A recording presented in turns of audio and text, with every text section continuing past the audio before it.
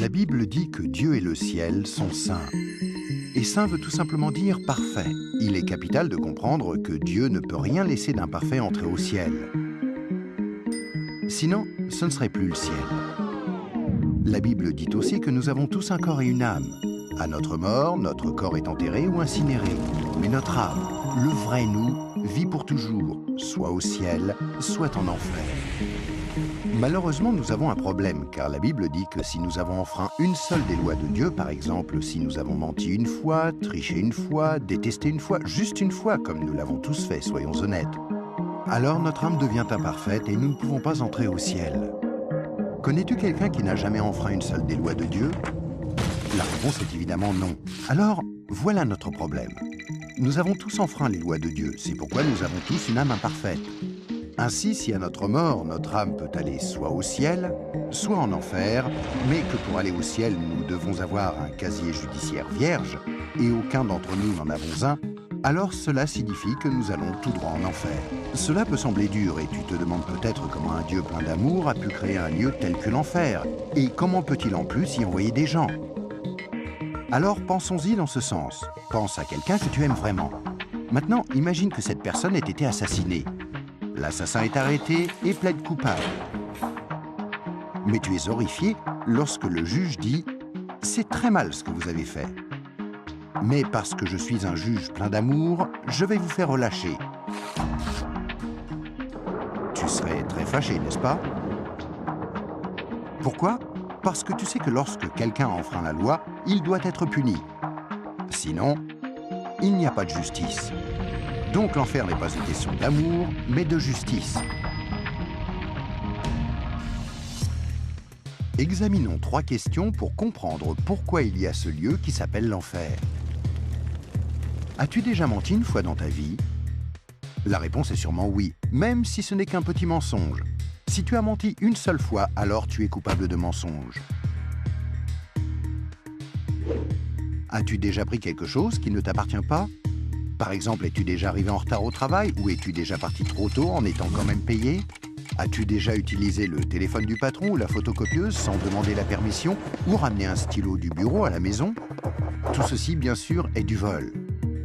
La plupart des gens ont pris quelque chose qui ne leur appartient pas, ce qui les rend coupables de vol. Penses-tu que Dieu va laisser un groupe de voleurs menteurs comme nous aller au ciel? C'est peu probable, car s'il le faisait, il serait comme le juge injuste qui n'a pas condamné l'assassin de la personne que tu aimais.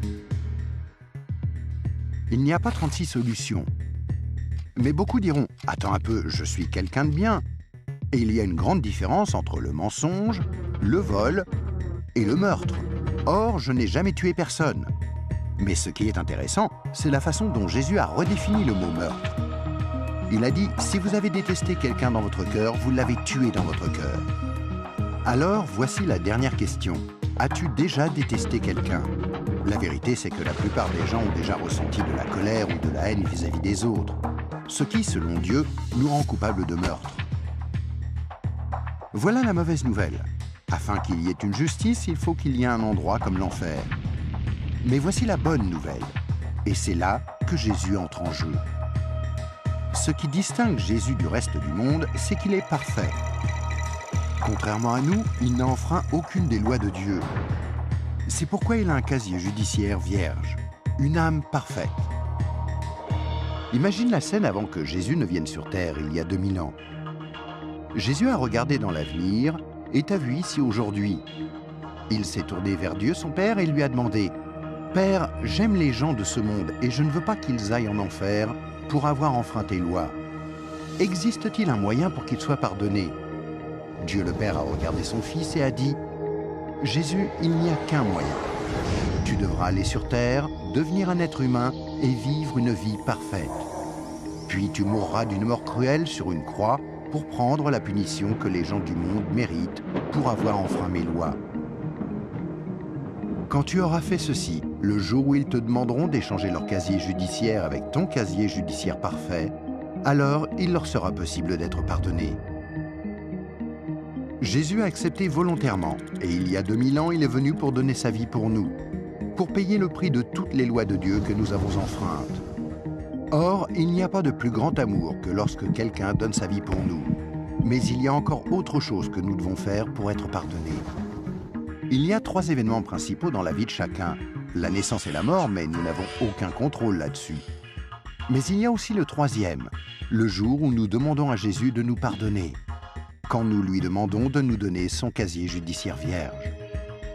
Il y a certaines idées reçues à ce sujet, mais dans la Bible, le principe du pardon de Dieu est clair. Nous ne sommes pas pardonnés en étant baptisés ou confirmés, ni même en priant occasionnellement, ou en allant à l'église, ou en croyant en Dieu, ou en essayant d'être bons. Ce sont toutes de bonnes choses, mais aucune ne nous accorde le pardon. Jésus a dit qu'il y a 2 choses que nous devons faire pour être pardonnés. La première est que nous devons avoir la volonté de nous détourner de tout ce que nous savons être mal et demander pardon à Dieu. Remarquez le mot « volonté ». Il y a peut-être certaines choses que nous nous sentons incapables de renoncer par nos propres forces, telles que dépendance, mauvaises habitudes ou des obsessions. Mais là n'est pas le problème. Dieu nous aidera du moment que nous en avons la volonté et que nous voulons nous détourner de ces choses-là et demander pardon à Dieu. La deuxième chose que nous devons faire, c'est faire totalement confiance à Jésus. Si Dieu t'a créé, ainsi que l'univers tout entier, ne penses-tu pas qu'il mérite d'être la personne au centre de ta vie? Faire totalement confiance, c'est reconnaître que Jésus est ton sauveur et accepter de le suivre. Quand tu es né, c'est comme si Dieu avait ouvert un livre sur ta vie. Maintenant, garde en tête que Dieu voit tout ce que tu fais. Il connaît chaque attitude, chaque pensée, chaque motif et chaque action. À chaque fois que nous brisons juste une des lois de Dieu, c'est écrit dans ce livre. Tu imagines bien qu'à la fin de nos vies, il y a toute une bibliothèque de livres contre nous. Mais quand tu te tournes vers Jésus et que tu lui fais confiance, il se passe quelque chose d'incroyable. C'est comme si Jésus prenait ton livre et se tenait en haut d'une falaise et déchirait toutes les pages. Le casier judiciaire entier de tout ce que tu as fait de mal et les jeter dans la mer la plus profonde. Il promet de ne plus jamais se rappeler de toutes ces choses. Jésus prend ensuite une copie de son casier judiciaire vierge que tu lui as demandé de te donner et il la glisse entre les 2 couvertures du livre où ton nom est inscrit. Ce nouveau livre est gardé précieusement au ciel. Le miracle est que l'on ne touche plus à ton livre à partir du moment où tu demandes à Jésus de te pardonner et jusqu'à ta mort. Même si tu fais des erreurs et brises encore les lois de Dieu. Devenir un chrétien ne te rend pas parfait sur le coup, et tu ne peux pas non plus dire une prière rapide et ensuite retourner à ton ancienne manière de vivre. Rappelle-toi, Dieu t'a pardonné pour toujours quand tu lui as demandé le casier judiciaire vierge de Jésus. Tout ce qu'il demande, c'est que tu lui soumettes tout et le laisses te purifier jour après jour. Quand tu mourras, tu passeras en jugement devant Dieu. Il ordonnera à ses anges d'aller chercher ton livre. Il l'ouvrira et dira « Cette personne était parfaite ». Et tu répondras « Non, je ne l'étais pas. J'ai enfreint tes lois.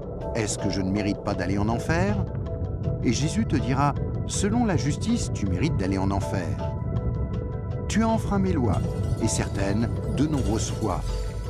Mais, mon enfant, tu as mon casier judiciaire vierge. Celui que je t'ai donné quand tu t'es tourné vers moi et que tu m'as fait confiance, et je t'ai pardonné.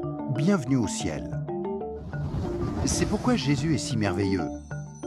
Grâce à lui, il est possible que chacun, peu importe les erreurs commises, soit pardonné et entre un jour au ciel. Imagine que tu ne te sois jamais tourné vers Jésus. Pense à ce qui pourrait arriver. Quand tu mourras, tu iras devant Dieu lors du jugement et Dieu te dira « Je suis désolé, je ne peux pas te laisser entrer au ciel, je dois t'envoyer en enfer. Tu ne m'as jamais demandé de te pardonner. Je t'aimais tellement que j'ai tenté par 6 façons différentes d'attirer ton attention. Premièrement, je suis mort sur la croix pour prendre sur moi ta punition. Deuxièmement, quelqu'un t'a expliqué d'une manière simple que tu pouvais être pardonné. Troisièmement, il y avait des églises à travers le monde. Certaines étaient bonnes, d'autres moins bonnes. Tu aurais pu trouver les bonnes. Quatrièmement, je t'ai donné une conscience pour que tu distingues le bien du mal. Cinquièmement, j'ai créé un monde si beau. Comment as-tu pu ignorer ma présence? Et sixièmement, je suis ressuscité des morts, afin de prouver que je suis Dieu et que tout ce que j'ai dit était vrai. Mais tu n'as encore rien fait. Je suis désolé, je ne peux pas te laisser entrer au ciel. Je dois t'envoyer en enfer. Et toi, si tu meurs ce soir, où iras-tu? Rappelle-toi, pour entrer au ciel, il faut un casier judiciaire vierge, que tu ne peux avoir sans avoir demandé à Jésus de te donner le sien. Afin de recevoir ce don gratuit, tu dois faire seulement 2 choses. Tout d'abord, tu dois vouloir te détourner de tout ce qui est mauvais dans ta vie et demander pardon à Jésus. Et deuxièmement, tu dois faire totalement confiance à Jésus. À moins de faire ces 2 choses, il t'est impossible d'être pardonné et à ta mort, il te sera impossible d'entrer au ciel. Ce qui est affreusement triste, parce que c'est la raison pour laquelle Jésus est mort pour toi.